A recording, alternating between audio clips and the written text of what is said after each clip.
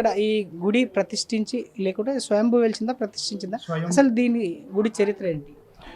గుడి చరిత్ర అంటే నేను వచ్చి ఈ టెంపుల్ 4 సంవత్సరాలు అయ్యింది.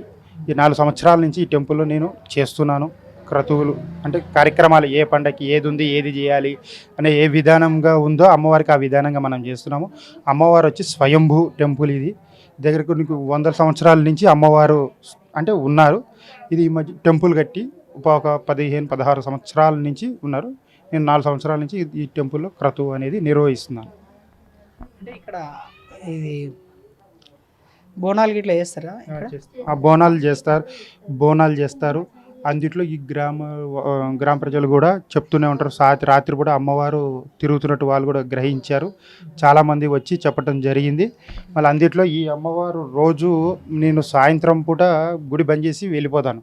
పొద్దున వచ్చేటప్పటికి ఆ బట్టలు అన్నీ కింద పడిపోయి ఉంటాయి రోజు.